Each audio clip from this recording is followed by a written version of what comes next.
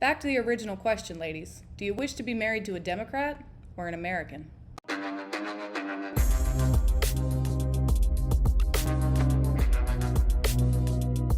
It all began with a mysterious wind, this notion of a civil war in America.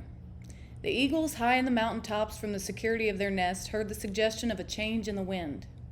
They pay attention to the smallest change in the winds in case they need to soar off in search of a meal. The wiser heads among the mountain creatures remembered their ancestors telling of such a wind. It was a wind of warning, having long before been interpreted to them. If the various states don't stop their increasing war-mongering, there'll be a civil war far greater than the one 160 years ago. Thoughts of a potential conflict can be entertained only because things are relatively peaceful on the international horizon. It seems battle lines are being drawn between Democrats and Republicans, with both being much different from their predecessors of the Reagan era, when ideas were often exchanged between the two.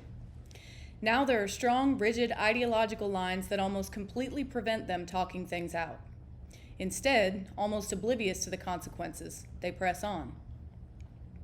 With all this in mind, I have a question for my fellow women. In this potential civil war, would you rather be married to a man with an R next to his name or a D? To illustrate the differences between the two, it's been said that Republicans typically have one or more guns, a personal faith in Jesus Christ, and the associated moral values. Democrats usually have no guns and a moral code that is capable of changing with the wind.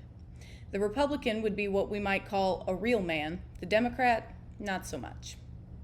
Of course, there are those who would disagree, but the Republicans have another less obvious advantage.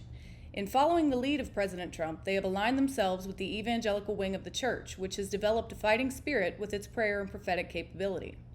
They have also discovered the fighting spirit of Jesus, whom when he comes will be fighting out of the chute. The non-Christian world is ignorant of this side of Jesus, as is much of the weaker Christian community. A byproduct of this ignorance is within the church, which, if it doesn't come to the Lord in a spirit of repentance, turning away from its sins, many of which the Democrats have participated in and even honored, he will turn away from them, if not outright destroy them. Once the church collects and corrects itself, whichever side it aligns with will win. Even Jesus will become victor over a world that may be largely opposed to him and his coming. Back to the original question, ladies. Do you wish to be married to a Democrat or an American?